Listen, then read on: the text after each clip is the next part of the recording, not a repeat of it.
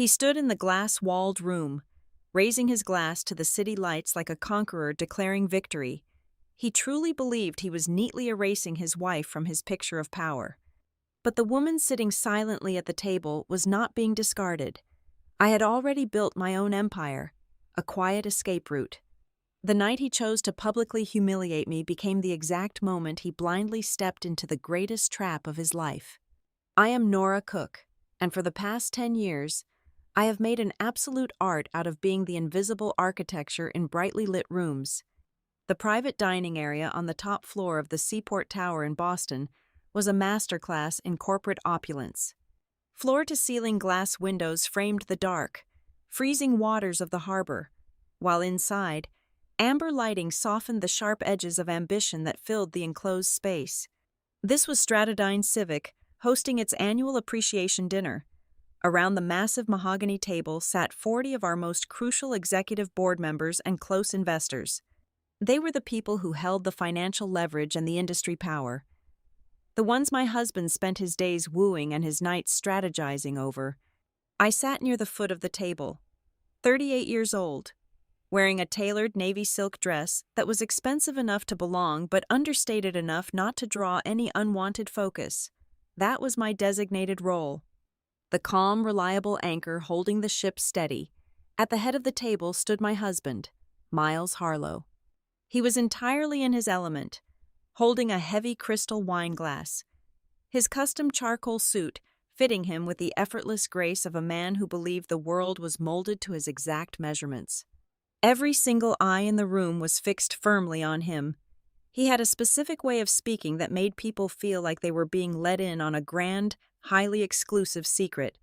He was the visionary, the charismatic frontman of the company we had built together from a cramped, unheated leased office space all those years ago. But tonight, I was just a quiet spectator to his polished performance. A few seats away from him sat Elise Voss, the newly contracted executive transformation consultant.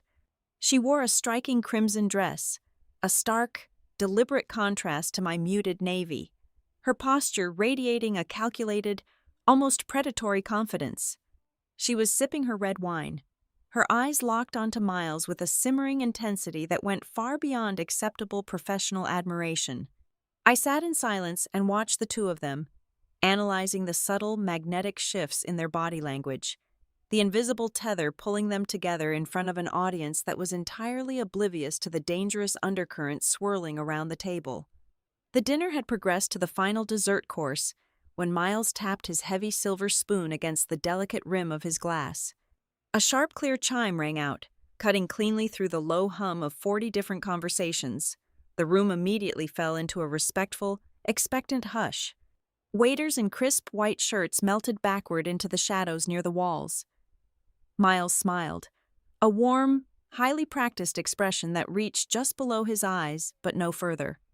He began his speech with the usual executive platitudes, praising the management team for a record-breaking fiscal quarter, thanking the investors for their unwavering faith in the long-term vision of Stratudine Civic. He spoke of aggressive growth, of corporate evolution, of shedding old skin to make way for a more streamlined, dominant future, and then, his tone shifted abruptly. The practiced warmth evaporated entirely, replaced by the sterile, polished cadence of a chief executive officer delivering a brutal quarterly earnings restructuring report. He cleared his throat, his gaze drifting over the heads of our wealthy guests, deliberately avoiding my eyes at the opposite end of the long table. As we speak of necessary evolution and our transitional paths forward, Miles said, his baritone voice projecting flawlessly across the silent room, I must share a personal update that naturally intersects with our structural corporate narrative. Nora and I have decided to bring our marriage to an end. The heavy words hung in the conditioned air, jagged and violent. He did not pause for the collective shock to settle. He plowed forward with a brutal, sanitized efficiency. This is a strictly amicable decision, perfectly aligned with our individual trajectories, he continued smoothly. Furthermore, as Stratudine enters its next aggressive phase of market expansion, we are actively reallocating our internal leadership matrix. Elise Voss, he gestured with a flat palm toward the woman in crimson. Will be officially taking over the strategic portfolio and operational oversight that Nora used to handle for us. Elise brings a dynamic, forward-leaning energy that this organization desperately needs at this critical juncture. He had actually done it. He had packaged our deeply personal divorce into a sterile corporate restructuring memo and delivered it as a naked power play. He had effectively fired me from my marriage and my life's work in the exact same breath, using a polite, ruthless tone in front of the 40 most important people in our professional universe. The silence that followed his announcement was absolute, suffocating, and profound. It was the distinct, heavy sound of 40 people simultaneously realizing they had just been made entirely complicit in a public humiliation. No one dared to breathe.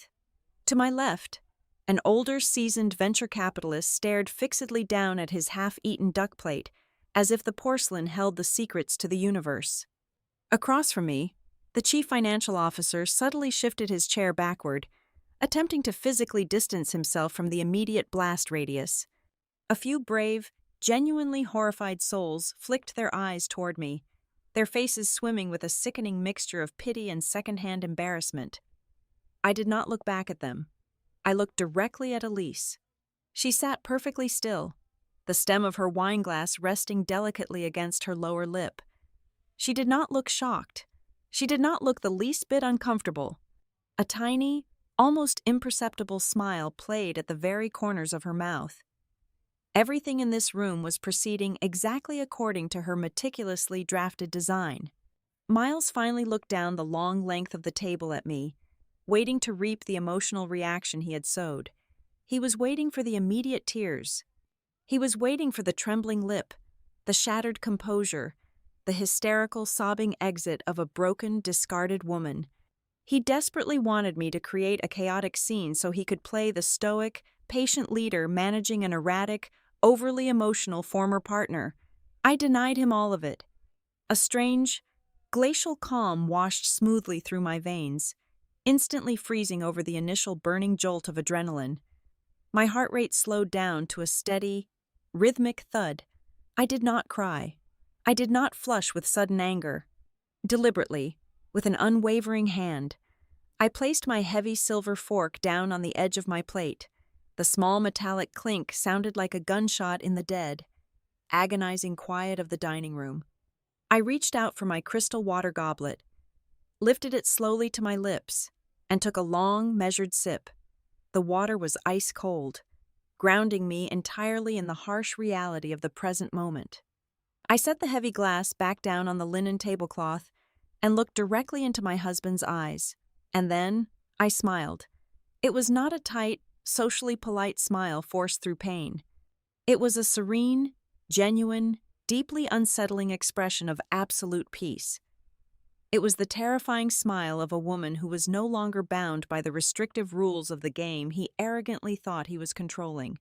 I saw the briefest flicker of genuine confusion cross Miles's handsome face. The arrogant triumph in his eyes faltered for a fraction of a second. The deep, unsettling quiet of the room seemed to wrap tightly around my calm expression, actively amplifying the profound discomfort of everyone present. They were entirely prepared for my explosive grief. They were completely unequipped to handle my sheer tranquility. I stood up, taking a moment to smooth the front of my silk dress. The scraping of my heavy wooden chair against the polished hardwood floor was deafening. "If you will excuse me," I said, my voice perfectly pitched, completely devoid of any tremor, sorrow, or malice. "I have some urgent transitions of my own to attend to this evening. Please, enjoy the rest of the dinner." I turned away from the table and walked toward the heavy oak doors at the back of the dining room. I did not rush my steps. My heels clicked against the floorboards in an even, unhurried tempo.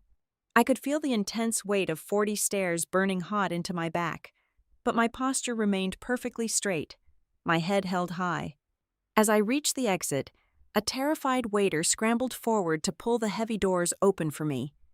I offered him a polite, brief nod of thanks and stepped out into the softly lit, thickly carpeted hallway of the executive level. Behind me, the heavy doors swung shut with a solid thud, instantly muffling the tense, awkward murmur of voices that erupted inside the dining room the second I was gone. Miles had his grand stage. He had his captive audience. He truly, deeply believed he had just orchestrated the perfect, bloodless corporate coup, firmly cementing his image as the decisive, forward-thinking titan of industry who let nothing stand in his way. I walked down the long, quiet corridor toward the main bank of elevators. The air out here felt significantly lighter, infinitely easier to breathe. I pressed the call button and watched the glowing indicator numbers descend from the upper floors. The polished metal doors slid open with a soft, melodic ping. I stepped inside the empty car and confidently pressed the button for the ground lobby. As the heavy doors began to glide shut, sealing me safely inside the steel box, I reached into the side pocket of my clutch and pulled out my phone. The bright screen illuminated the dim space of the elevator. I quickly opened my encrypted messages and scrolled down to the secure thread with my best friend and forensic accountant, Jules Danner. My thumb hovered over the digital keyboard for only a single second before I typed out a precise, devastating command. I typed, "Open the file, right now." I pressed send. The message disappeared from my screen and into the encrypted thread. As the elevator began its rapid stomach-dropping descent toward the freezing Boston streets below, I leaned my head back against the cool, mirrored wall and closed my eyes. Tonight was not the tragic beginning of my inevitable defeat. Tonight was the exact, calculated moment the pristine, gilded mask of Miles Harlow began to crack wide open. He arrogantly thought he had just publicly written the final chapter of our shared story. He had absolutely no idea that I had already finished writing the sequel. We met exactly 15 years ago in a brightly lit lecture hall during the second semester of our MBA program. We were both 24 years old, fueled by cheap coffee and the distinct, arrogant certainty that only belongs to the young and untested. Miles had the kind of effortless, golden boy charisma that made professors instinctively grade him on a curve, while I possessed the relentless, grinding discipline that actually produced the flawless case studies. We did not gravitate toward each other out of some overwhelming cinematic romance. We were drawn together because we recognized a shared, predatory ambition in each other's eyes. We both wanted to build an empire from scratch, and we foolishly believed that combining our separate brilliance was the fastest way to conquer the world. When we officially launched Stratodine Civic, our grand corporate headquarters was a miserable, unheated room leased above a commercial dry cleaner on the gritty outskirts of the city. We paid $900 a month in rent. The division of labor established itself almost immediately in that freezing room, setting a silent precedent that would ultimately hollow out our marriage from the inside out. I became the invisible engine room. I drafted the impenetrable operational structures, negotiated the agonizingly detailed vendor contracts, and mapped out our 5-year growth trajectories. I spent 18 hours a day buried in complex spreadsheets, legal liabilities, and compliance frameworks. Miles, on the other hand, was the shiny, highly polished hood ornament. He took the prospective clients to 3-hour lunches, painted grandiose visions of the future with sweeping, theatrical hand gestures, and aggressively sold a version of our company that did not actually exist yet. He made the massive promises. I broke my back in the dark making sure we actually kept them. The company exploded in value over the next 7 years. We rapidly scaled from 2 desperate founders to a staff of 250 employees. But that hypergrowth was a chaotic, raging fire, and I was the one constantly rushing into the flames with the extinguisher. When our flagship logistics project was 6 months behind schedule and hemorrhaging capital, I flew to Chicago, locked myself in a windowless conference room with the engineering team for 72 straight hours, and rebuilt the entire deployment timeline from the ground up. When our biggest municipal client threatened to pull a multi-million-dollar contract due to a missed deadline, I was the one who quietly restructured the service-level agreements to keep them financially tethered to us. I built an impenetrable fortress of operational systems, strict protocols, and invisible safety nets. I designed all of it explicitly to allow Miles to walk into wealthy boardrooms and play the role of the infallible, omniscient chief executive officer who had everything under perfect control. I essentially made him look like a god. But the incredibly dangerous thing about creating a god is that eventually, he starts to believe his own fake mythology. As our annual revenue casually crossed the $50 million mark, Miles began to fundamentally change. The grueling, shared struggle of our early days was entirely replaced by a sterile, intoxicating atmosphere of corporate worship. He became severely addicted to the taste of his own press releases. He began to surround himself with highly paid sycophants who clapped at his mediocre jokes and enthusiastically agreed with his every half-baked strategy. In that new, glaring spotlight of pure adoration, I became a massive inconvenience. I was the one person alive who intimately knew how the sausage was made. I was the one who vividly remembered the night he cried on the floor of our cheap apartment over a denied business loan. To Miles, I stopped being an equal co-founder and slowly morphed into an uncomfortable, walking reminder of his own mortal, flawed beginnings. I became too familiar, too pragmatic, too deeply tied to the dirt and the endless grind to fit seamlessly into the glossy, visionary image he was absolutely desperate to project to the elite business world. The erasure was entirely calculated, a slow, deliberate erosion of my authority that happened in tiny microaggressions long before it became an unspoken corporate policy. It started in the weekly senior management meetings. I would begin to explain the critical logistical bottlenecks in our supply chain, and Miles would smoothly talk right over me, placing a patronizing, heavy hand on my forearm. He would flash his winning smile at the room and say he appreciated the granular details, but we needed to focus on the macro vision. He effectively silenced me in front of the very department heads I had personally hired and trained. Then came the blatant theft of my intellectual property.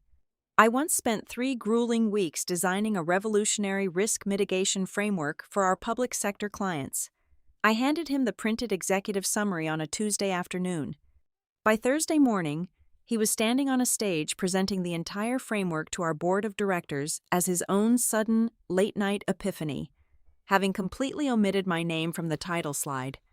When I confronted him behind the closed doors of his massive corner office, he deployed his favorite weaponized excuse. He adjusted his expensive tie, looked at me with faux sympathy, and told me it just looked better for the optics if the big ideas came directly from the top. He told me to let him handle the complex external relations while I just focused on keeping the trains running on time. The tragic collateral damage of keeping his trains running perfectly was the complete abandonment of my own personal life. We had 0 children. In my late 20s, when I first brought up the idea of starting a family, it was a genuine logistical impossibility. I was actively working 90-hour weeks just plugging the massive, gaping holes in our fragile infrastructure. By the time I turned 34 and the company was finally turning a massive, undeniable profit, his narrative conveniently shifted. Whenever I mentioned having a baby, Miles would put on his deeply concerned, highly responsible face. He would gently kiss my forehead and tell me to just wait until the company was a little more stable. He told me to wait until we closed the next major round of funding, to wait until the end of the new fiscal quarter, but the horizon kept moving further away. I eventually realized, with a sickening drop in my stomach, that the mythical day of absolute stability was never going to arrive. A child would ultimately require him to share the spotlight, to divert his precious, carefully guarded energy away from the altar of his own massive ego, and he was completely incapable of doing that. There is a very specific, terrifying moment in a woman's life when the thick fog of blind devotion finally burns off. For a decade, I had wrongly interpreted my own silence as an act of profound, unwavering love. I truly thought stepping back into the shadows so my husband could shine in the sun was the ultimate, noble sacrifice of a supportive partner. Then, as the years dragged on, my silence morphed into a dull, resentful habit. I simply stopped arguing because the sheer exhaustion of fighting him severely outweighed the basic human desire to be heard. But eventually, in the cold, hollow, deeply isolated space of my late 30s, that ingrained silence crystallized into something entirely different. It became a weapon. It became a perfectly calibrated, incredibly dangerous instrument of pure observation. The exact day I finally understood exactly who the man sleeping next to me was, I completely stopped reacting to his provocations. When he casually dismissed my financial warnings in front of the vice presidents, I no longer flushed with hot indignation. I simply sat back in my leather chair and watched him. I studied his nervous tells, his arrogant blind spots, the glaring operational weaknesses he stubbornly refused to acknowledge. I began to quietly download encrypted server logs to a secure external drive. I started meticulously cross-referencing his wildly inflated investor presentations with the actual, highly flawed operational metrics I managed daily. I quietly archived every single deleted email, every altered financial projection, every distinct instance where he legally overextended himself just to look like a visionary savior to the press. I learned the agonizing, beautiful, incredibly lethal art of waiting for the exact right moment to strike. Miles Harlow looked in his custom bathroom mirror every single morning and saw a self-made titan of modern industry. He genuinely, deeply believed he was the brilliant, undeniable face of our massive financial success. He had spent so many years standing proudly on the towering marble pedestal I built for him with my own bare hands that he completely forgot who actually poured the concrete. He forgot that the glittering face of a skyscraper is just fragile glass and empty vanity. The dark, unseen foundation is the only thing that actually holds the entire massive structure up. And as he smiled for the magazine covers, he had absolutely no idea that for the past 2 years, the foundation had been quietly, methodically wiring the entire building with high-grade explosives. Elise Voss arrived on a Tuesday morning in late September, drifting into our corporate ecosystem under the profoundly ambiguous title of Executive Transformation Consultant. She was a masterclass in modern corporate predation. She did not wear the standard stiff suits of the financial district. Instead, she favored flowing silk blouses, impeccably tailored trousers, and a signature perfume that smelled vaguely of expensive cedar and ruthless ambition. Her greatest talent, however, was not high-level strategy. Her true genius lay in the precise, calculated art of making powerful, deeply insecure men feel as though their absolute brilliance was being tragically misunderstood by everyone else in the room. She possessed an uncanny ability to lock eyes with a male executive, tilt her head just a fraction of an inch, and reflect his own massive ego back at him, polished to a blinding shine. Within 30 days of her initial contract signing, Elise had seamlessly woven herself into the very fabric of my husband's daily vocabulary. Miles could not get through a single conversation without invoking her name as if she were some kind of corporate oracle. We would be discussing the quarterly brand strategy or standard leadership culture, and he would invariably lean back, cross his legs, and say that Elise felt we were being too rigid, too tethered to outdated legacy mindsets. Yet, if anyone had paused to ask what actual, tangible product Elise had delivered for her exorbitant retainer, they would have been met with a stunning silence. She produced no code. She drafted no actionable marketing collateral. She simply existed in a perpetual state of high-level conceptualization. As the person who still silently monitored the bleeding arteries of our financial operations, I was the very first to notice the escalating anomaly of her invoices. In her second month, she billed us for $42,000. By her fourth month, that number had ballooned to over $75,000. I sat in my quiet office, staring at the glowing screen of my monitor, tracing the labyrinth of fabricated budgetary categories she used to mask the grift. The expenses were buried under delightfully vague, heavily sanitized line items like organizational realignment, executive performance narrative, and comprehensive stakeholder reset. It was a spectacular display of corporate theft, dressed up in the shiny language of modern synergy. Slowly, the poison began to spread beyond the balance sheets. Elise started appearing as a silent observer in the critical operational meetings I had personally designed and moderated for years. She would sit in the corner, typing softly on a tablet, offering polite, devastating little smiles whenever one of my veteran engineers voiced a practical concern. Then, the internal hierarchy began to mysteriously shift. The brilliant, pragmatic department heads, who were fiercely loyal to the actual work of the company, found themselves inexplicably sidelined, their budgets slashed, their project approvals indefinitely delayed. In their place, a distinct new breed of management rose to power. They were the sycophants, the hollow suits who spent more time managing their personal brands than managing their teams. Elise was actively purging the pragmatists and building a loyal army of yes-men who would eagerly applaud whatever disastrous direction she pointed them toward. The most glaring transformation, however, was Miles himself.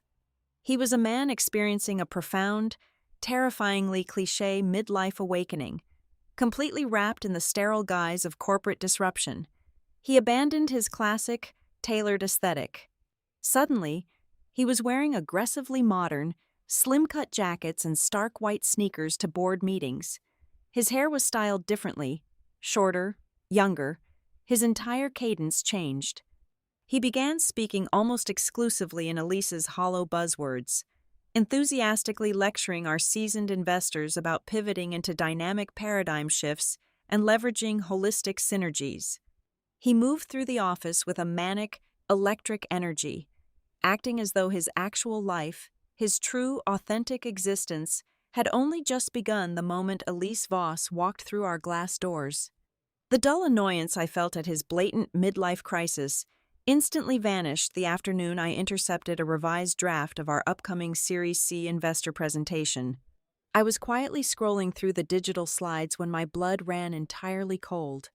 On slide 22, under a bold heading outlining our future competitive advantages, Miles was aggressively pitching a highly advanced, proprietary technology infrastructure. The deck explicitly promised our investors that Stratodyne Civic possessed a fully functional predictive logistics engine. It was a massive, incredibly lucrative promise. The only problem was that Stratodyne Civic did not own that technology.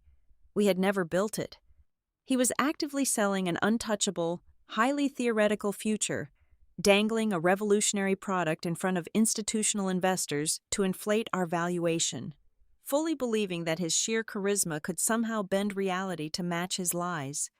My horrifying realization regarding the investor deck was quickly compounded by a mundane, spectacular administrative error. 2 days later, a junior assistant in the executive suite accidentally forwarded a messy, unedited calendar thread to the general finance distribution list. I caught the email mere seconds before the frantic assistant managed to recall it from the server. It was a deeply illuminating digital trail. Nestled between standard budget reviews were blocked-out calendar invites for highly exclusive, private dinners at restaurants where you could not simply make a reservation. There were digital receipts for first-class weekend flights to secluded boutique hotels in the Hudson Valley, all neatly categorized under the laughable guise of off-site strategy immersions. The attached message threads between Miles and Elise stripped away any remaining professional pretense, revealing a level of intimate familiarity that severely violated every standard code of corporate conduct. A normal wife might have printed the agonizing email thread, marched directly into the glass-walled executive suite, and demanded an immediate, explosive reckoning. She might have thrown a heavy object, screamed about betrayal, and forced a messy, emotional confession right there in front of the horrified administrative staff. I did absolutely none of those things. I sat perfectly still in my ergonomic chair, listening to the soft, rhythmic hum of the air conditioning unit. I did not shed a single tear. I calmly closed my email client and opened a heavily encrypted, entirely untraceable digital vault I kept hidden on a separate server. For the next 4 hours, I worked with the cold, methodical precision of a diamond cutter. I systematically backed up every single one of Elise's exorbitant consulting contracts. I downloaded the entire chronological history of her modified meeting invites, painstakingly documenting exactly when she began to legally overstep her advisory boundaries. I copied the massive, bloated budget notes, cross-referencing them against the invisible deliverables. Most importantly, I secured every single iterative version of that fraudulent investor deck, ensuring I possessed undeniable digital proof of exactly when Miles decided to cross the fatal line from aggressive marketing into actionable corporate deceit. As I watched the blue progress bar slowly fill my screen, finalizing the massive digital transfer, the ultimate truth of the situation crystallized in my mind. Elise Voss was not just the other woman. Viewing her merely as a home-wrecking mistress was a dangerous, emotional oversimplification. She was an accelerant. She was the highly combustible fuel being poured directly onto the raging fire of my husband's boundless arrogance. Left to his own devices, Miles might have simply continued to be a narcissistic, mediocre executive riding the coattails of my hard work. But with Elise whispering delusions of godhood into his ear, he was abandoning all caution. She was pushing him to leap blindly off a massive financial cliff, convincing him that he could simply learn to fly before he hit the ground. She was guiding him directly into the largest, most catastrophic mistake of his entire life. And I was going to stand quietly in the shadows, perfectly positioned, and let him fall. 7 years ago, a massive Category 4 hurricane tore through the southern coastline, leaving a chaotic trail of destruction and severed infrastructure in its wake. While Stratodine Civic was busy drafting performative corporate sympathy statements and organizing superficial fundraising lunches to boost our public relations profile, I was quietly spending my evenings and weekends volunteering remote logistics support for a disjointed coalition of medical relief organizations. Sitting in a makeshift command center I had rigged in my home office at 2 a.m, I watched an absolute operational disaster unfold in real time. The distribution of emergency medical supplies, blood plasma, critical antibiotics, sterile surgical kits, portable generators across multiple state lines was agonizingly slow and dangerously disorganized. The entire supply chain was heavily dependent on outdated legacy dispatch systems and stubborn regional contractors who still relied on physical manifests and phone trees to confirm life-saving deliveries. People in devastated areas were not suffering because there was a lack of medicine or resources. They were suffering because the necessary supplies were sitting idle in warehouses on the wrong side of flooded interstates, waiting for a centralized command that did not exist. I saw the massive, gaping hole in the national emergency infrastructure, and my mind instantly began tracing the invisible lines of a solution. I knew exactly how to fix the routing bottleneck, but I also knew it was not a project I could ever bring into my own home. I reached out to Rhea Dalton, a brilliant supply chain architect I had worked with briefly during my mid-20s, and Milo Vance, a deeply introverted predictive data engineer who possessed a rare, almost terrifying genius for anticipating systemic failures before they happened. We began meeting quietly on alternating Sunday mornings in a cramped, unbranded coffee shop hidden in a quiet neighborhood of Cambridge. Out of those intense, heavily caffeinated sessions, Harbor Forge was officially born. We designed it as a highly specialized technology startup focused exclusively on emergency logistics coordination. Our core product was an advanced, proprietary predictive modeling engine that could actively anticipate supply chain disruptions and route critical medical inventory dynamically around emerging disaster zones, bypassing the bureaucratic choke points that paralyze traditional contractors. From the very beginning, I knew with absolute certainty that I had to build an impenetrable firewall between my new venture and my husband. If Miles had caught even a faint scent of Harbor Forge's true potential or its underlying technology, he would have instantly swooped in to claim it as his own. He would have absorbed our delicate operation into Stratodine's bloated corporate portfolio, plastered his name all over our intellectual property filings, and used our localized success to book himself lucrative keynote speaking slots at national technology conferences. He would have completely suffocated our actual, life-saving mission under his relentless, insatiable need for the spotlight and executive glory. To permanently protect the company and my co-founders, I structured my entire ownership stake under a discrete, standalone holding entity I named Rookhaven Ventures. I made absolutely sure that every single piece of equity, every proprietary algorithm patent filing, and every operational dividend flowed directly into that heavily shielded legal structure, completely isolated from our shared marital assets. The legal separation of our financial portfolios was surprisingly effortless, primarily because Miles was so profoundly blinded by his own arrogance. About 4 years ago, our corporate tax attorneys strongly recommended a routine restructuring of our personal wealth to shield Stratadine from potential executive liability and optimize our capital gains. Tucked quietly into that thick stack of complex legal documents was an airtight, irrevocable post-nuptial agreement that explicitly decoupled our independent business ventures. The legal language clearly stated that any entity formed outside of Stratadine's direct operational purview, utilizing separate capital and unshared intellectual property, remained the sole, unassailable property of the founding spouse. I vividly remember the Tuesday afternoon he signed it. We were sitting in the mahogany-paneled conference room of our high-end law firm in the financial district. Miles was highly distracted, aggressively checking his phone for updates on a minor public relations crisis regarding a delayed product launch. When the senior partner slid the heavy asset separation agreement across the polished table, Miles barely skimmed the bolded headers. He grabbed his expensive fountain pen and scrawled his looping signature on the dotted line without asking a single, substantive question. In his mind, it was utterly inconceivable that I could build anything of true, lasting value outside of his magnificent orbit.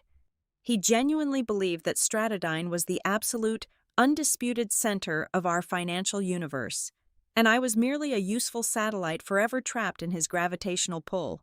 He knew I had incorporated Rookhaven Ventures.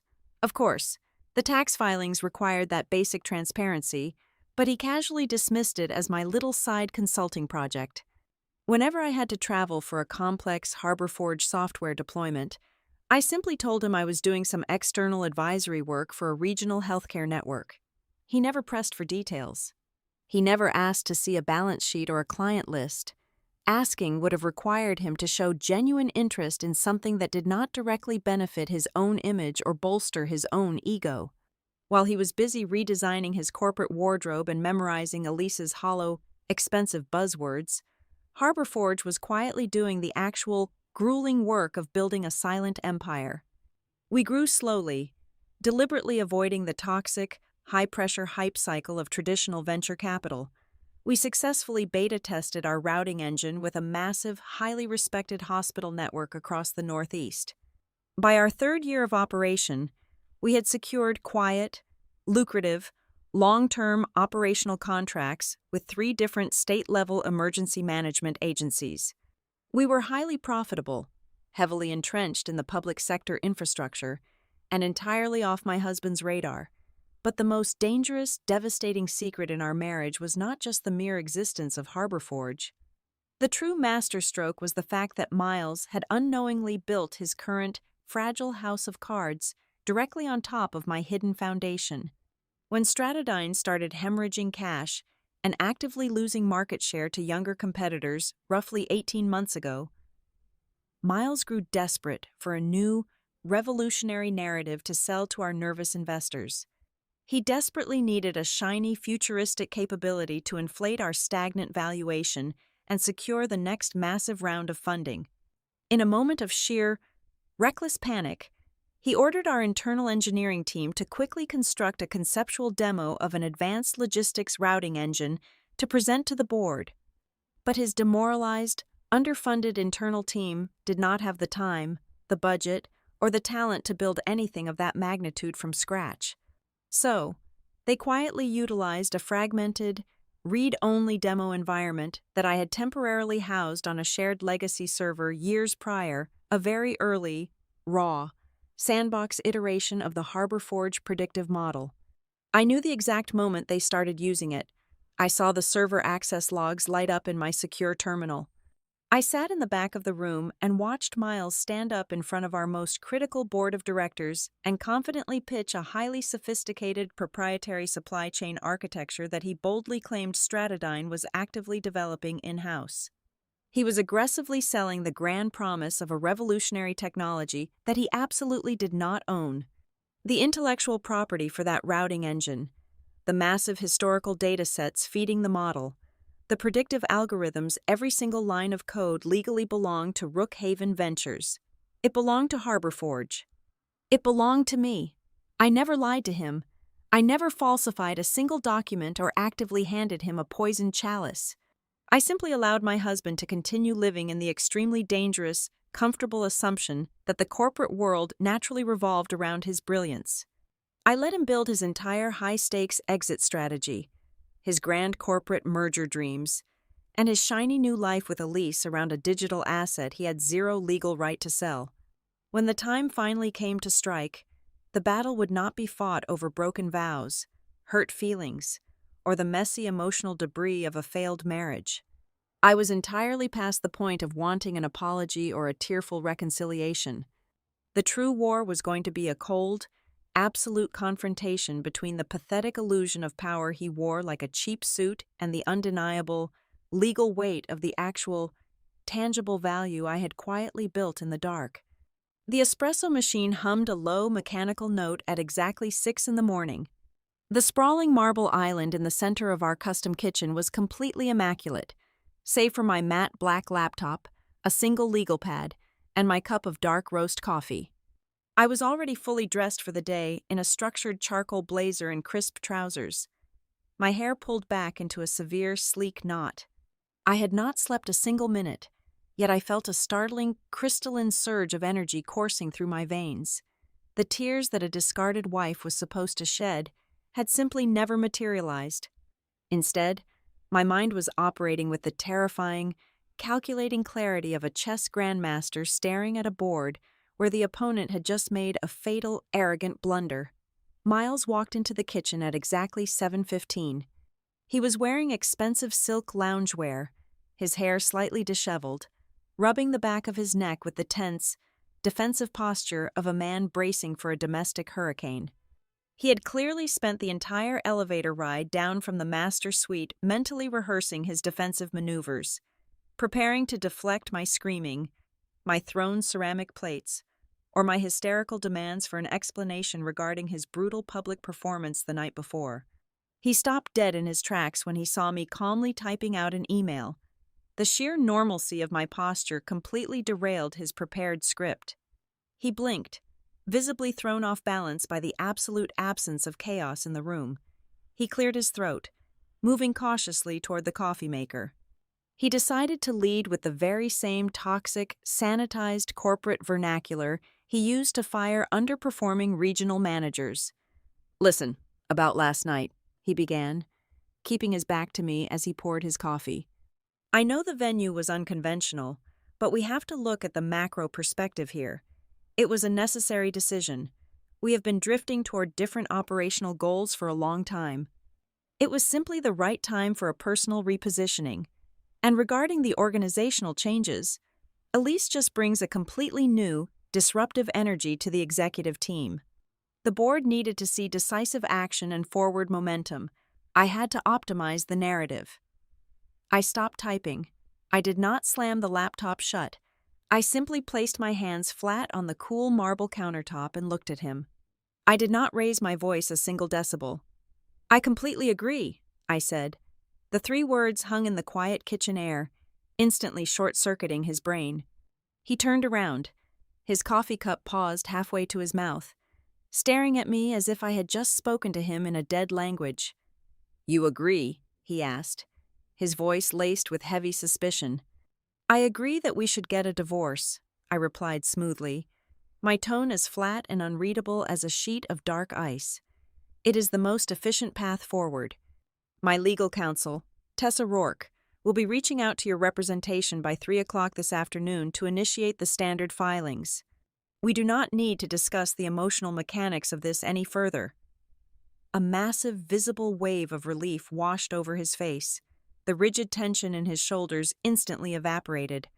In his profoundly narcissistic mind, my icy composure was not a threat. It was a total, unconditional surrender. He genuinely believed that he had maneuvered me into a corner so flawlessly that I had simply accepted my defeat like a pragmatic, docile employee being phased out of a legacy contract. Emboldened by his perceived victory, Miles walked over and leaned against the opposite side of the kitchen island, adopting the benevolent, magnanimous posture of a conquering king offering generous terms to the vanquished. I am really glad you are choosing to be mature about this, he said, offering a patronizing, soft smile.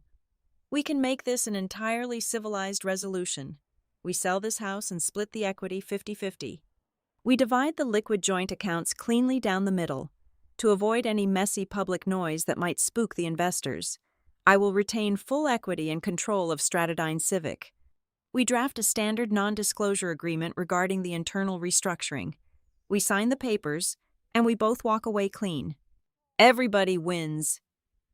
He reached across the marble counter, attempting to place his hand over mine in a grotesque display of fake solidarity.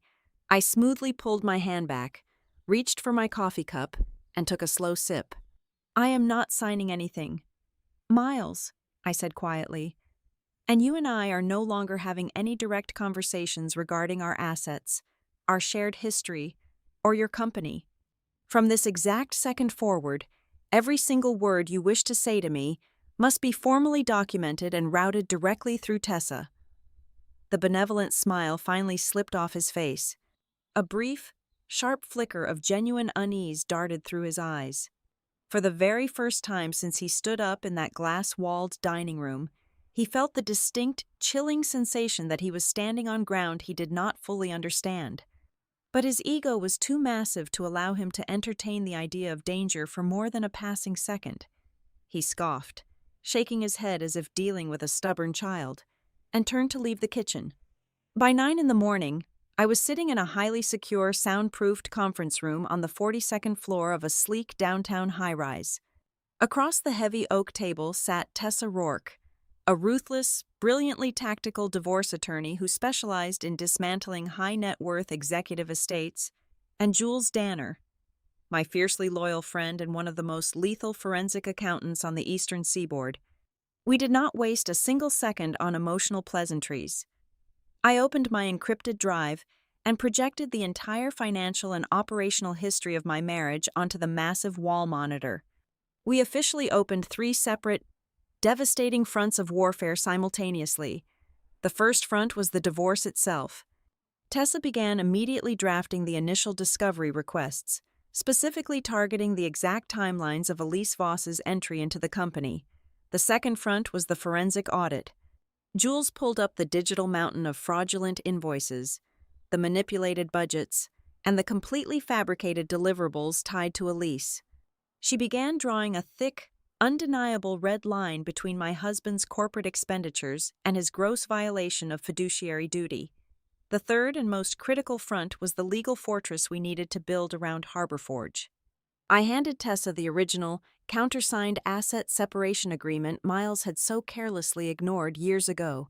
She reviewed the structural isolation of Rookhaven Ventures and immediately filed preemptive injunctions to ensure that when the blast wave hit, absolutely none of Harbor Forge's proprietary technology or capital could be frozen by Stratodyne's inevitable corporate collapse. At noon, I stepped out onto the private balcony of the law firm to make the hardest call of the day. I dialed the secure conference line and waited for my 2 co-founders to answer.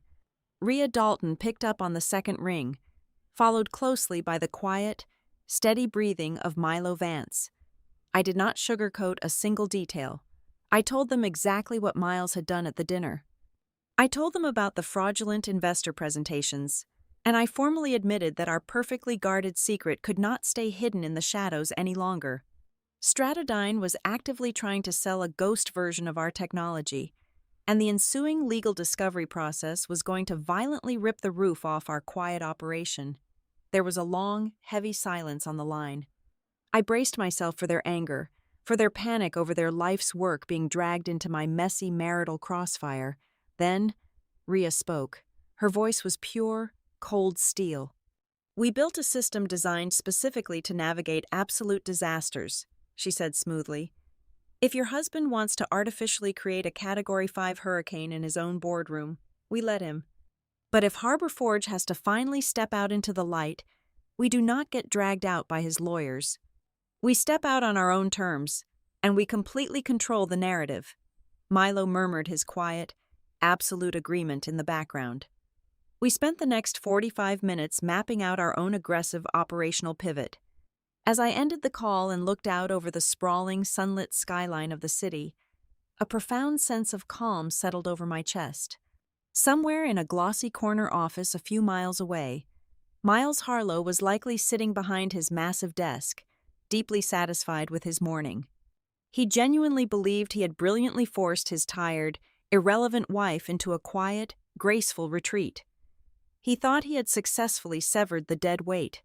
He had absolutely no comprehension that by handing me my freedom on a silver platter of public humiliation, he had just given me the perfect, legally protected reason to open the entire devastating dossier and burn his fabricated empire to the ground. I spent the next several days entirely sequestered in the war room we had established in Tessa Rourke's downtown office. It became an absolute sanctuary of cold, hard data. While my husband was busy aggressively managing his public relations narrative and parading his new consultant around the financial district, we were quietly performing a devastating forensic autopsy on his entire corporate existence. The air in the room constantly smelled of fresh espresso and the sharp tang of printer ink. We did not yell. We did not cry. We simply let the numbers tell the true story he had tried so desperately to rewrite. Jules Danner operated with the cold precision of a surgeon. She spent 72 straight hours meticulously tearing through almost 2 years of Elise Voss's billing history. What she found was not just standard corporate bloat, it was a masterclass in white-collar grift. Elise had successfully billed Stratodine Civic for hundreds of thousands of dollars, yet Jules could not locate a single, verifiable deliverable tied to those massive payments. There were no proprietary research models, no original market analyses, no actual lines of code. Instead, Jules uncovered the embarrassing, hollow core of Elise's entire consulting business.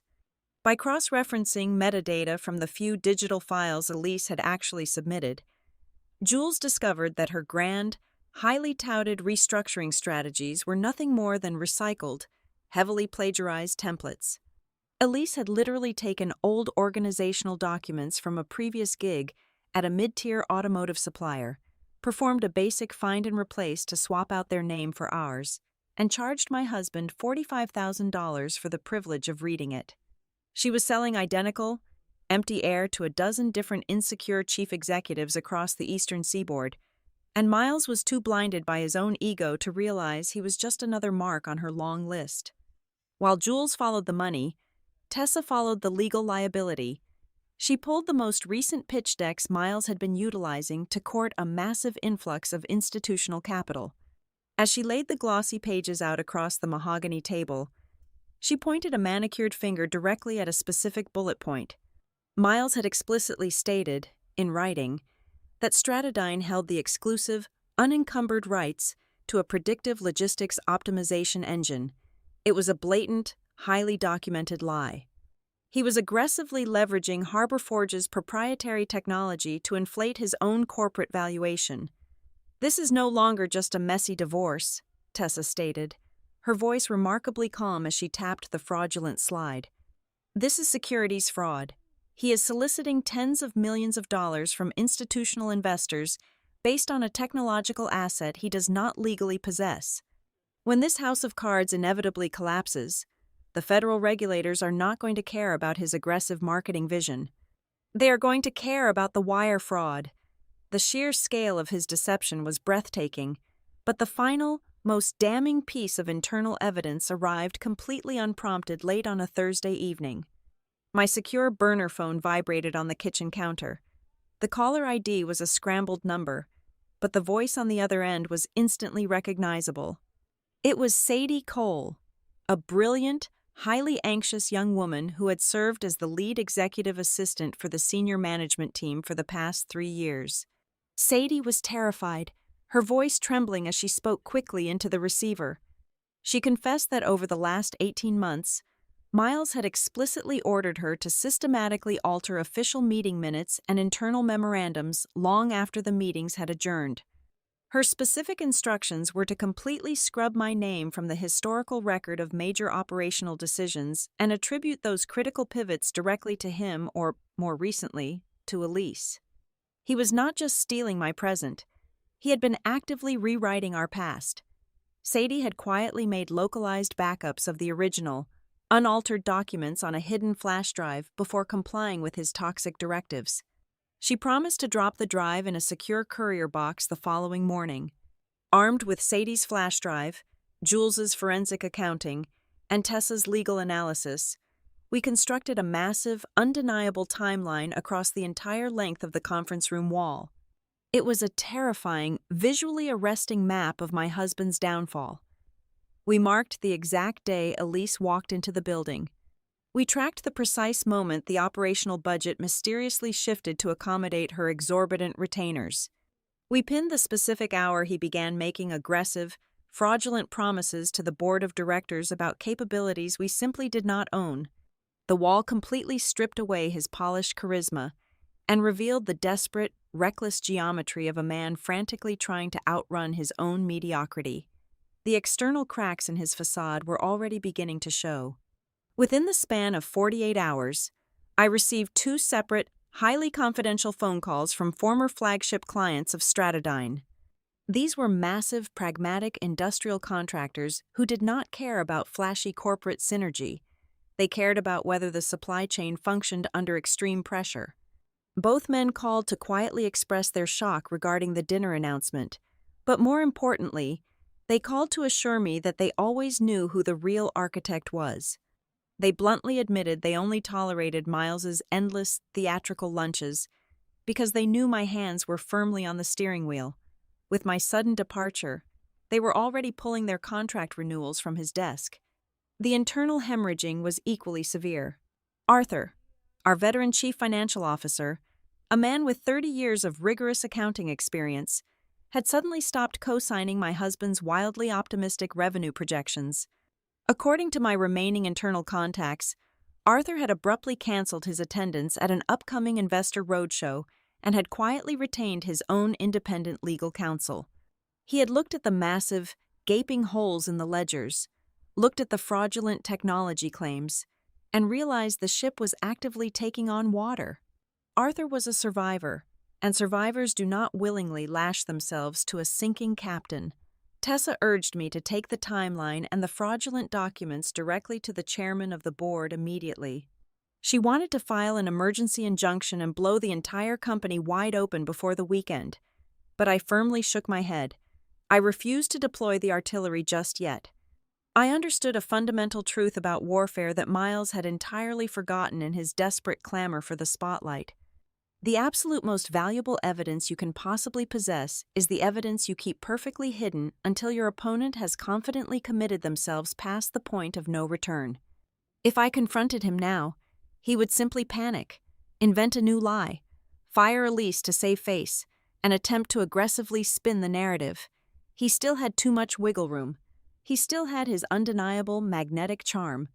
I needed him to step entirely onto the trapdoor. I needed him to formally sign the final, fraudulent merger documents. I needed him to stand in front of the most powerful people in his industry and stake his entire reputation, his entire financial future, on a spectacular, legally binding lie. So I remained perfectly silent. I stayed in my quiet apartment, letting him believe he was still the undisputed master of his universe, but the air around him had already fundamentally changed. Everything he had built, the towering glass office, the wealthy investors, the glowing press coverage, was technically still standing tall against the city skyline. But looking at the brutal, indisputable facts laid out across the conference room wall, I knew the terrifying truth. The beautiful structure was completely hollowed out inside. The heavy, ornate beams were entirely rotten. He was standing proudly on the absolute top floor, completely oblivious to the fact that there was absolutely nothing left holding him up. All it would take was one single, well-placed push. The counteroffensive did not begin with a loud, aggressive legal threat from my husband. It began with a whisper campaign, meticulously engineered to erase me from the collective memory of the corporate society we had built. Miles understood that in our world, perception was a far more lethal weapon than truth. He started attending the high-profile charity galas and exclusive industry dinners without me, wearing a perfectly calibrated mask of sympathetic exhaustion. When mutual acquaintances inevitably asked where I was, he would lower his voice, sip his $300 bourbon, and offer a rehearsed, sorrowful smile. He told them I was simply burned out. He suggested, with toxic gentleness, that the sheer velocity of our new market expansion had finally broken my spirit. He painted a masterful portrait of a dynamic, forward-leaning executive who was tragically forced to leave his fatigued, obsolete wife behind for the greater good of the enterprise. Inside the glass walls of Stratadine Civic, Elise Voss was executing the second phase of my erasure. Late one Tuesday afternoon, she orchestrated a mandatory company-wide town hall meeting. I watched the leaked digital recording from the sterile safety of my lawyer's office. Elise stood center stage in a flawless, cream-colored silk suit, bathed in premium studio lighting. She spoke with a hypnotic, breathless enthusiasm about the vibrant new chapter of the organization. She used phrases like shedding legacy drag and pruning the dead branches to stimulate aggressive new growth. She never actually said my name, but the implication hung heavy over the silent auditorium. She framed my decade of grueling foundation-building labor as a quaint, outdated piece of history that the company had mercifully outgrown. The sheer effectiveness of their combined assault was terrifying. For a brief, agonizing window of time, my ironclad resolve actually wavered. I watched people I had personally mentored for 5 years enthusiastically applaud Elise's hollow presentation. The senior project managers who used to call me in a panic at midnight when their supply chains fractured suddenly stopped returning my text messages.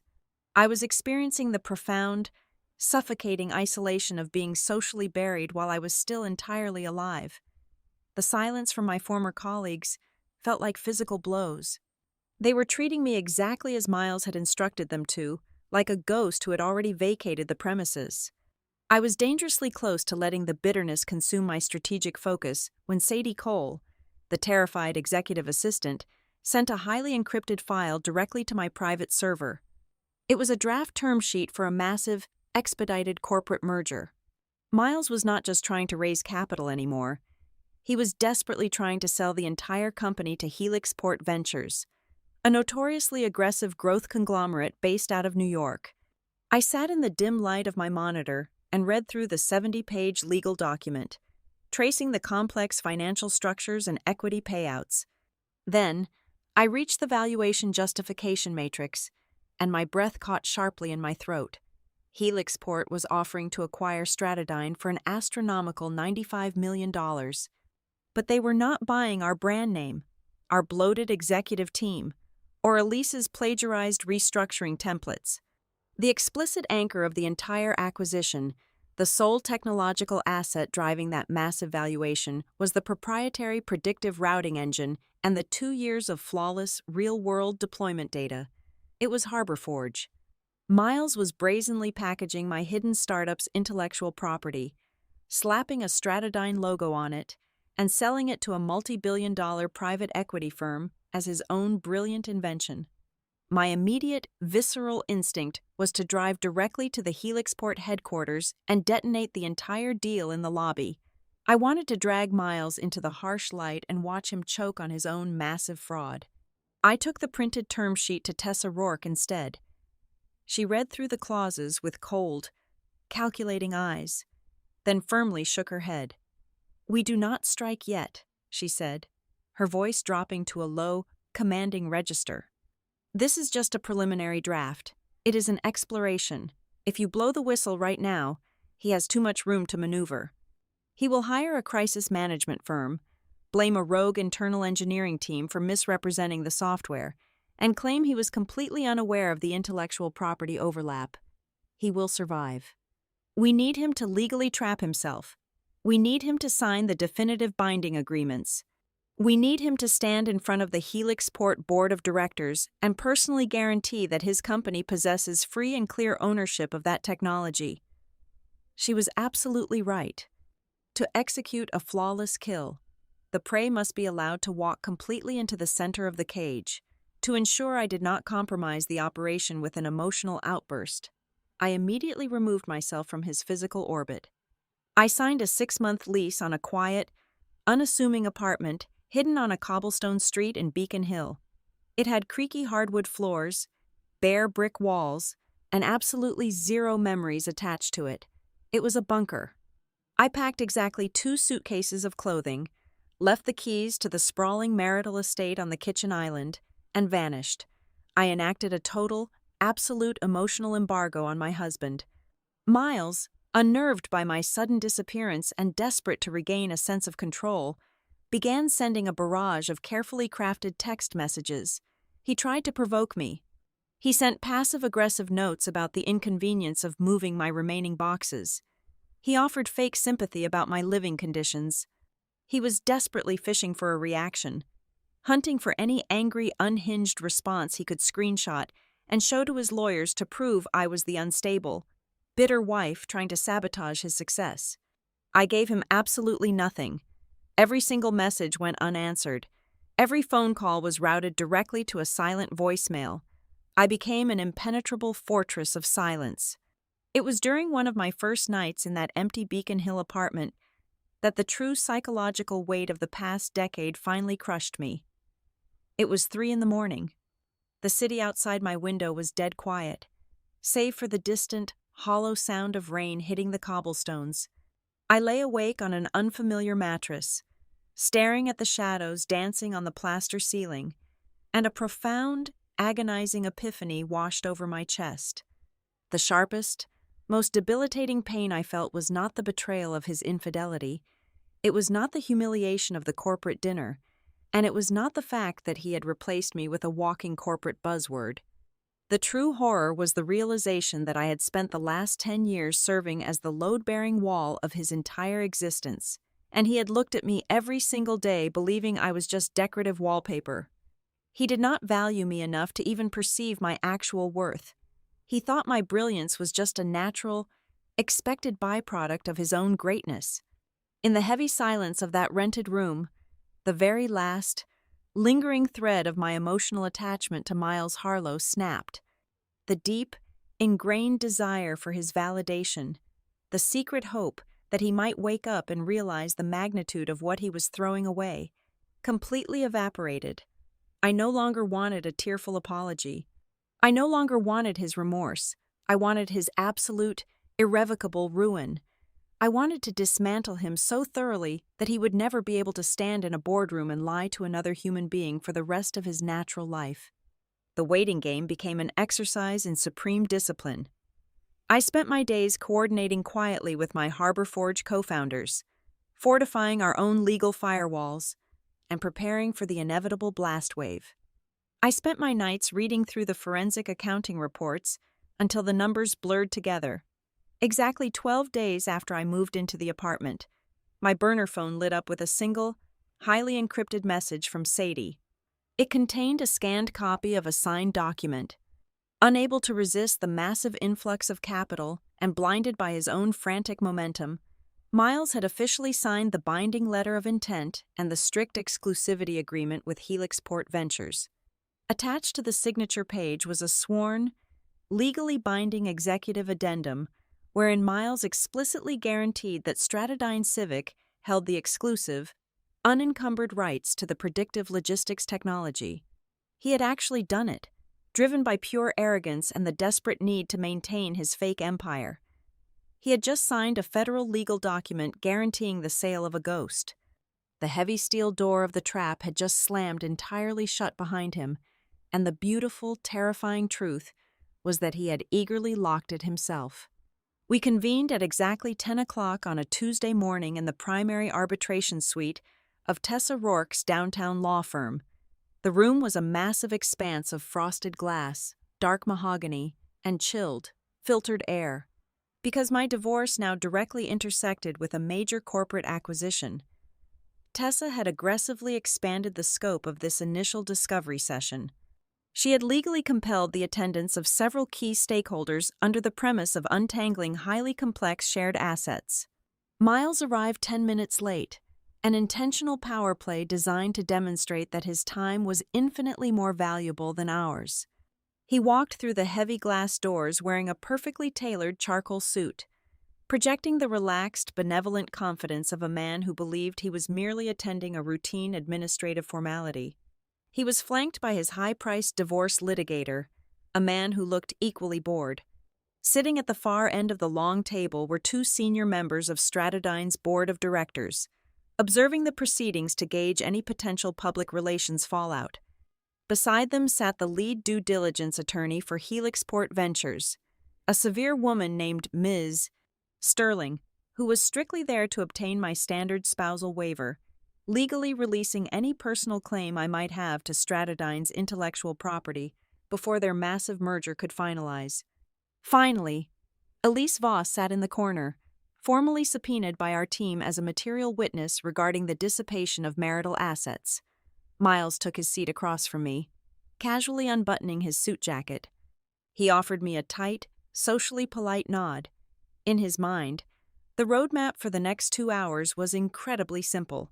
We would divide the obvious, tangible assets. We would argue briefly over the equity in the Beacon Hill property, split the mutual funds right down the middle, and he would generously offer me a lump sum of cash in exchange for my quiet exit and my signature on the intellectual property waiver. He believed he was there to protect his golden company from a scorned wife. Tessa Rourke did not even bother opening the thick binder labeled with our residential real estate. She completely ignored the standard playbook. Instead, she reached into her leather briefcase and pulled out a single, sleek black folder. She slid it smoothly across the polished mahogany surface until it rested precisely in front of my husband's lawyer. "We are not here to discuss the house, gentlemen," Tessa said, her voice dropping into a low, commanding register that instantly commanded the entire room. "We are here to establish the baseline valuation of the marital estate. Inside that folder is the complete, audited financial disclosure for Rookhaven Ventures, and by extension, Harbor Forge, a corporate entity in which my client holds a 90% controlling interest." Miles frowned, a flicker of genuine confusion crossing his handsome face. He leaned forward and opened the black folder. He expected to see the meager tax returns of my tiny, insignificant side consulting gig. Instead, he was staring at the certified, independent valuation of an entrenched, highly profitable technology startup that held exclusive logistics contracts with 3 different state governments. I watched his eyes dart back and forth across the top page. I watched the arrogant, relaxed posture drain completely out of his spine as his brain struggled to process the sheer volume of zeros printed on the financial summary. Harbor Forge was not a small pet project. Its current market valuation far exceeded the legitimate, uninflated worth of Stratodyne Civic. He was suddenly paralyzed by the horrifying realization that the quiet, invisible woman he had discarded was independently wealthier and infinitely more successful than he was. But Tessa was only just beginning the execution. Ms. Sterling, the attorney representing Helixport Ventures, cleared her throat and leaned forward. She was entirely uninterested in our personal finances.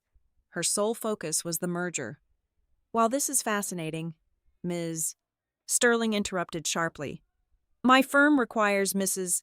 Harlow's signature on the intellectual property waiver today.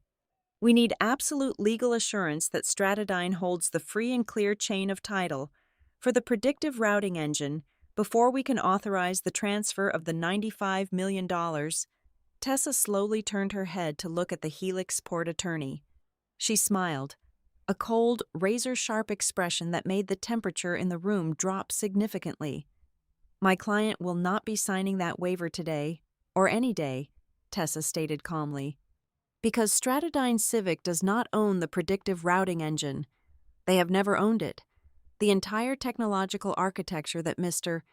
Harlow has been aggressively pitching to your board of directors is the exclusive, legally protected property of Harbor Forge. He is attempting to sell you an asset he explicitly has zero legal right to monetize." The silence that slammed into the room was absolute and suffocating. It was the sound of a massive, multi-million-dollar collision happening in agonizing slow motion.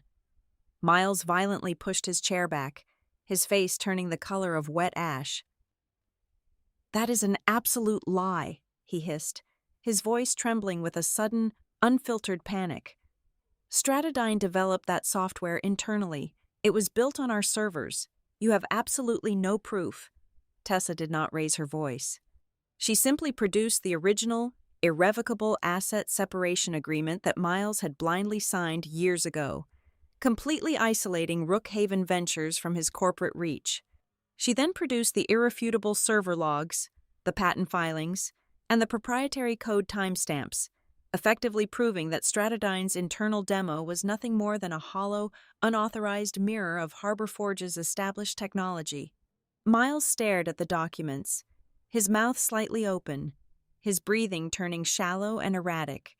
He was no longer looking at a divorce settlement. He was looking at the undeniable, documented proof of his own massive corporate fraud. He was staring directly at the end of his career. Before his lawyer could even formulate a defensive objection, Jules Danner smoothly took command of the table. She turned her ruthless forensic gaze directly toward the corner of the room where Elise Voss was sitting. "Furthermore," Jules began, her tone as dry and clinical as a medical examiner detailing a fatal wound, "we have formally challenged the dissipation of marital assets through highly irregular corporate expenditures. Over the past 18 months, Mr. Harlow has authorized the payment of hundreds of thousands of dollars to Ms. Voss for strategic consulting." Jules distributed a thick packet of paper to every person at the table. It was a devastating, line-by-line destruction of Elise's entire professional facade. "We have cross-referenced the billing invoices with the actual digital metadata of the deliverables provided by Ms. Voss," Jules continued relentlessly. "There are no original strategies. There is no custom analysis. Every single document billed to Stratadine was a plagiarized, heavily redacted template pulled from her previous engagements with completely unrelated industries. She charged the marital estate exorbitant fees for empty files, while simultaneously charging the company for deeply inappropriate, undocumented personal travel expenses hidden under the guise of executive offsites. For the very first time since she waltzed into our lives, Elise lost her flawless composure. The blood rushed to her cheeks, staining her face an ugly, blotchy red. She gripped the arms of her leather chair, her perfectly manicured nails digging into the upholstery. She looked wildly at Miles, expecting him to jump up and fiercely defend her honor, but Miles was completely frozen, staring blankly at his own impending doom. Elise suddenly looked at me, her eyes wide with a creeping, visceral terror. In that exact moment, she finally understood. I was not a sad, bitter wife aggressively fighting for a slice of my husband's money. I was the architect of an inescapable legal trap, and she was just collateral damage caught in the blast radius. The two Stratadine board members sitting by the window had physically shifted their chairs away from the table. They were seasoned corporate veterans, and they immediately recognized the profound danger unfolding in front of them. The illusion of a messy domestic dispute had completely vanished. They were no longer looking at their charismatic chief executive officer. They were looking at a massive walking liability who had just exposed the entire board to severe federal regulatory scrutiny and potential shareholder lawsuits. Miles placed his hands flat on the table, trying desperately to steady his shaking fingers. He looked around the frosted glass room, his eyes darting frantically from his own lawyer, to the disgusted board members, to the furious Helixport attorney. For the very first time in his exceptionally privileged life, his undeniable charm was entirely useless. He could not smile his way out of a forensic audit. He could not talk his way around a legally binding patent filing. The room had fundamentally transformed into an alien, hostile environment where he held absolutely no power. "We need a recess," Miles choked out, his voice cracking painfully. "We need to pause this proceeding right now. I need to speak with my counsel." He stood up so fast his heavy leather chair almost tipped over backwards. He practically fled toward the heavy glass doors, his lawyer scrambling to gather his completely useless defense files and follow him out into the hallway. I did not smile. I did not offer a smug, triumphant remark as he ran away. I simply remained seated, my hands folded neatly in my lap, my posture perfectly straight. I maintained the exact same chilling, absolute stillness I had held during the dinner party. That profound silence was the heaviest weapon I wielded. It communicated a terrifying truth that no amount of screaming ever could. It told him, and everyone else left sitting at that long mahogany table, that this precise execution was not a sudden crime of passion. It was a meticulously engineered demolition, patiently designed over years of silent observation. Ms. Sterling slowly closed her legal pad, the crisp snap echoing loudly in the quiet room. She looked directly at the two pale Stratodine board members. She did not need to say a single word. The $95 million Helixport acquisition was completely dead, slaughtered on the boardroom table before lunchtime. The fairy tale was officially over, and my husband was about to learn that when you build an empire out of lies, the truth is the only wrecking ball you will ever need. Exactly 48 hours after the disastrous arbitration session, my husband finally bypassed our expensive legal buffers. He ambushed me. I was stepping out of a small, independent coffee shop on a crisp Tuesday afternoon when his sleek black sedan abruptly pulled up to the curb. He stepped out onto the sidewalk, and for the first time in a decade, the impeccable corporate armor was visibly dented. His tie was loosened, his eyes were bloodshot, and the arrogant, effortless stride had been replaced by the frantic, tight energy of a cornered animal desperately searching for an open gate. He asked for 5 minutes of my time. We walked in silence to a secluded wooden bench in a nearby public park. He sat down heavily, leaning forward with his elbows resting on his knees, staring at the concrete path. When he finally spoke, he completely dropped the sterile corporate jargon he had used to discard me. He attempted to deploy his absolute last line of defense. He tried to play the role of the humble, repentant partner.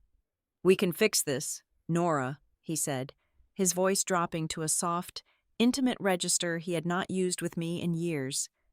I know things spiraled completely out of control. I made a massive tactical error at that dinner. But we are not enemies. We built our entire lives together. We built an empire together. He turned his head to look at me, his eyes pleading, trying to summon the ghost of the young, ambitious man I had married.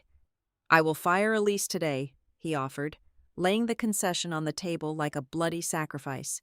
"I will completely remove her from the executive suite. I will sever her contracts, and I will personally walk her out of the building. In exchange, all I am asking for is a quiet, exclusive licensing agreement for Harbor Forge." We merged the technology quietly into Stratodine. We closed the massive acquisition with Helixport, and we both walk away with more wealth than we could ever spend in a single lifetime. Let us just erase the ugliness of the last few months and be pragmatic partners again.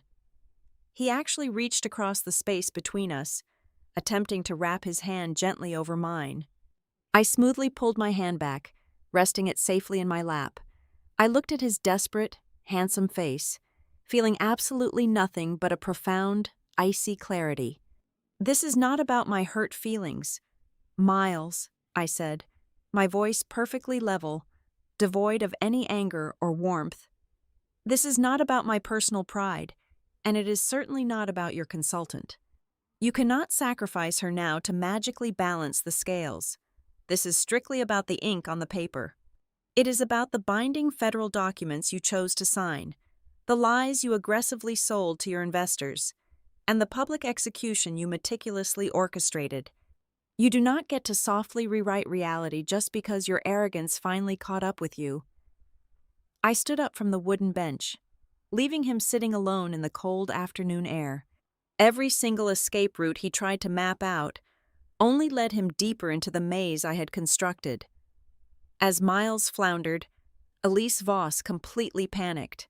Sensing the rapid, impending collapse of her highly lucrative corporate meal ticket, she abandoned her polished poise and requested an emergency, closed-door audience with the Stratodine Board of Directors. She aggressively attempted to spin the narrative, painting herself as the innocent victim of a domestic crossfire. She explicitly described me to the seasoned executives as a hysterical, deeply vindictive spouse who was intentionally weaponizing a minor, unproven side project to hold Stratodine Civic hostage out of pure, unadulterated jealousy. Tessa Rourke did not even allow the board of directors to entertain Elise's desperate lie for 24 hours. She bypassed the standard legal channels and submitted a massive, irrefutable dossier directly to the chairman of the board. The heavy binder contained Harborforge's original founding contracts, our highly encrypted development logs, and time-stamped correspondence from my co-founders dating back over 7 years. Tessa ruthlessly proved that our predictive logistics software had existed completely independent of Stratodyne's servers long before Elise Voss ever learned how to exploit my husband's ego. She thoroughly dismantled Elise's credibility, leaving the consultant exposed as a wildly overpaid fraud who was actively contributing to the company's destruction. Then came the absolute, fatal blow from within. Sadie Cole, the terrified executive assistant, delivered her final package of documents to our legal team. It was no longer just the altered meeting minutes she had provided earlier. Sadie handed over direct written directives from Miles, explicitly ordering the Human Resources Department to retroactively scrub my name from the internal company manuals and operational histories. Even more devastating, she provided the original abysmal pilot results from Stratodyne's failed internal software test. She positioned those miserable failure rates directly next to the fraudulently inflated, highly optimized metrics Miles had knowingly submitted to Helixport Ventures. It was the undeniable smoking gun of premeditated corporate fraud. The market reaction was instantaneous and violently unforgiving. The legal department at Helixport Ventures immediately issued a formal binding notice suspending their final stage of due diligence indefinitely. They effectively iced the $95 million acquisition, citing severe irregularities in the intellectual property disclosures. The financial contagion spread rapidly. Within 2 days, a massive state procurement agency, which had been poised to award Stratodyne a highly lucrative multi-year emergency response contract, formally froze the company out of the final bidding round. They publicly cited profound concerns regarding the misrepresentation of the company's technological capacity. My husband's valuation was free-falling. Cornered, bleeding out capital at an alarming rate, and facing a total mutiny from his own furious board of directors, Miles reverted to his only remaining survival tactic. He decided to put on a grand show. If he could not win in the legal arbitration room, he arrogantly believed he could still win the psychological war. He organized a highly exclusive, mandatory dinner for the executive board, the panicked core investors, and the hesitant representatives from Helixport. He framed the evening as a definitive deal-closing summit, a grand stage where he promised to magically resolve the intellectual property dispute and push the massive merger across the finish line. He sent a formal, heavy-handed invitation to Tessa, demanding my physical presence at the dinner. He was banking entirely on the sheer, suffocating pressure of a room full of powerful, wealthy individuals to force me into a quiet capitulation. He genuinely believed that if he surrounded me with enough corporate titans and subjected me to the intense, collective glare of the financial elite, I would shrink back into my old, compliant role. He thought I would hand him the keys to Harborforge, just to avoid making a messy public scene in front of the people who mattered. When Tessa read the invitation aloud in her office, she strongly advised against going, warning me it was a highly volatile psychological trap, but I immediately told her to submit a formal acceptance. I was not attending the dinner to negotiate terms. I was not going to entertain a single compromise. I accepted the invitation because I deeply understood the necessary symmetry of this war. This entire agonizing saga had commenced in a beautiful room, completely surrounded by an audience of his peers, while he held a glass of wine and tried to strip away my dignity. It was only fitting that the story concluded in the exact same manner. The tension leading up to that Thursday evening was absolute, crackling in the air like a highly charged electrical wire right before a massive storm breaks. Every single person invited to that private dining room understood the monumental, crushing stakes at play. They knew this was no longer a simple, polite division of marital assets. Everyone understood that the upcoming dinner was going to determine the ultimate survival, or the spectacular, irreversible death, of Miles Harlow's entire fabricated legacy.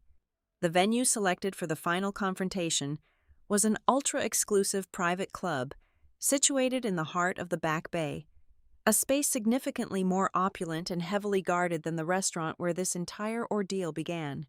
The private dining room was paneled in dark walnut, illuminated by a low-hanging brass chandelier that cast long, dramatic shadows across the heavy silver cutlery. Sitting around the massive oval table were the most powerful figures in my husband's fragile ecosystem. The entire Stratudine Civic Board of Directors was present, alongside their primary legal counsel, Ms.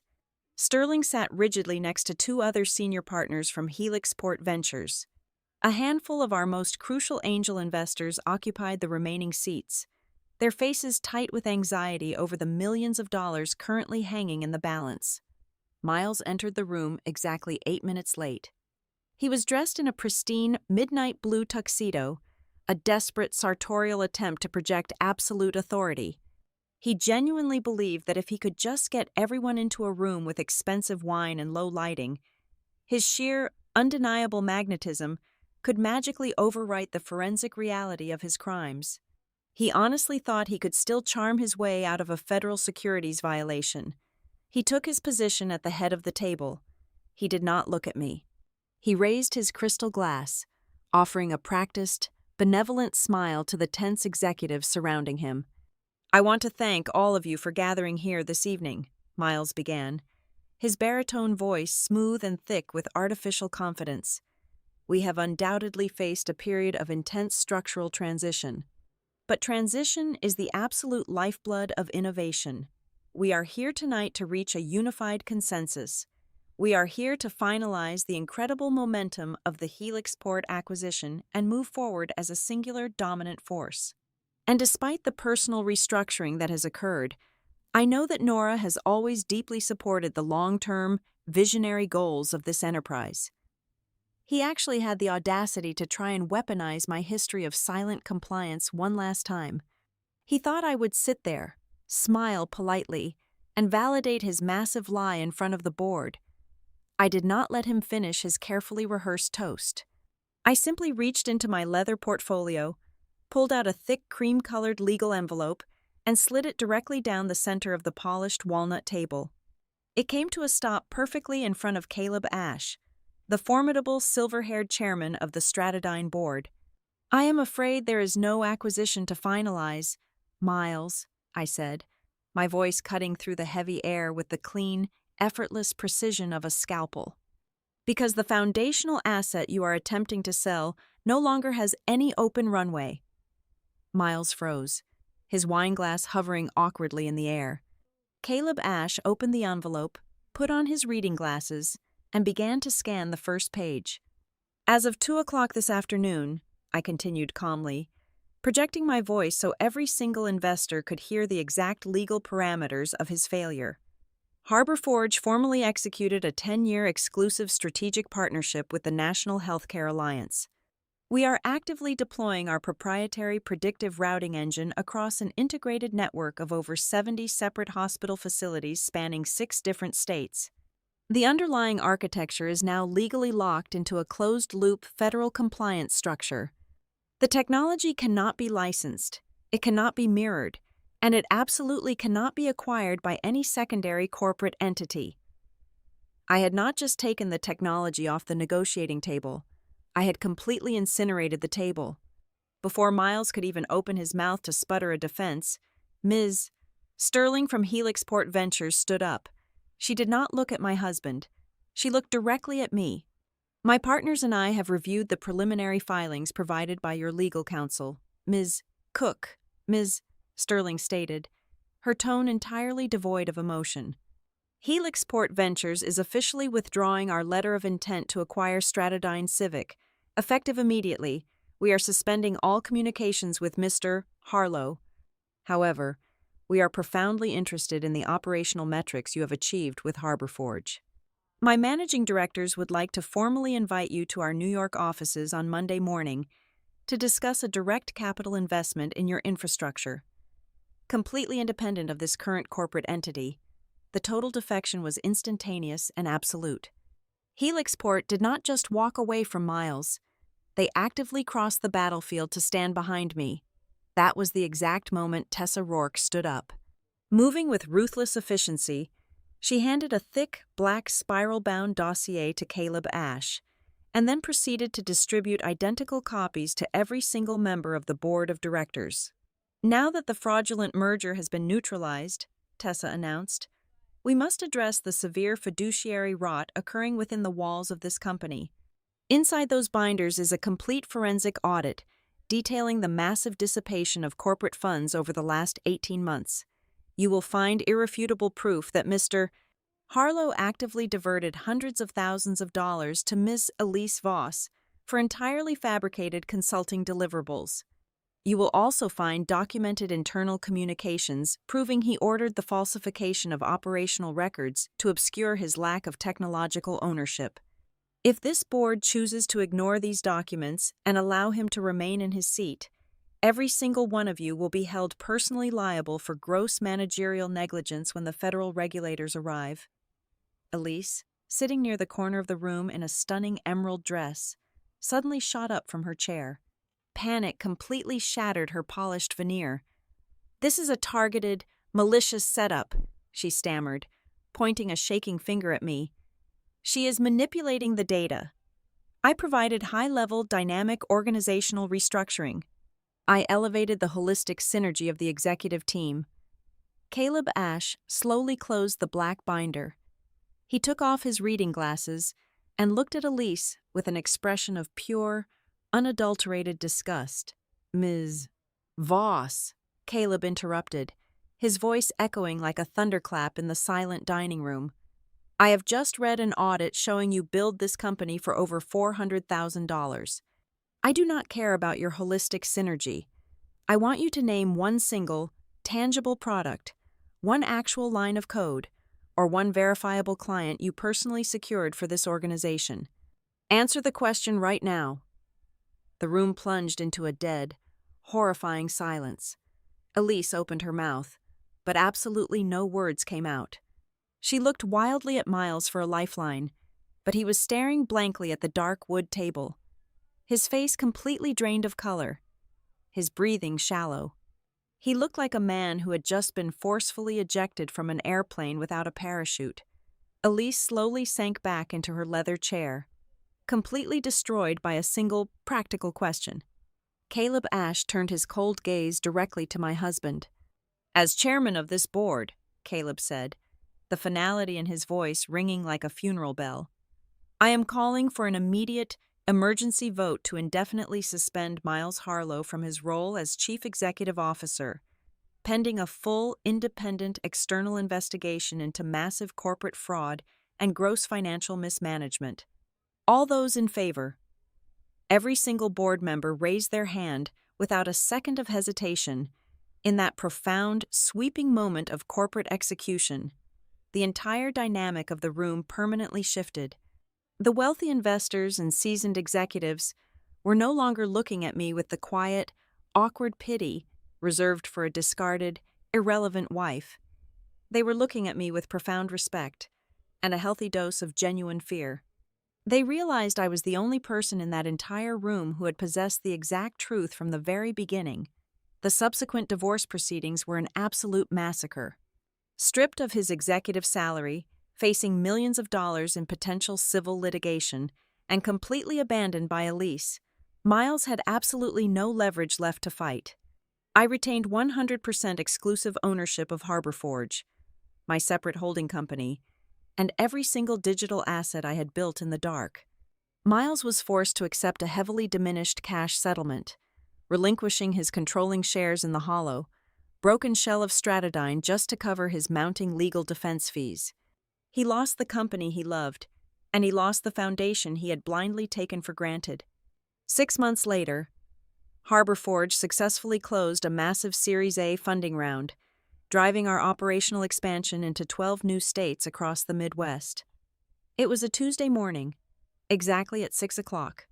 I stood alone in the center of my massive, brand-new corner office, located on the 35th floor of a towering glass building in the financial district. The city of Boston was just beginning to wake up far below me. I held a warm ceramic mug of dark roast coffee in my hands, The early morning sunlight broke over the dark horizon, casting a brilliant golden glow through the floor-to-ceiling windows, perfectly reflecting off the massive glass planning board where I had meticulously mapped out our next quarter. I looked at my own reflection in the glass. I was no longer the silent architect hiding in the shadows.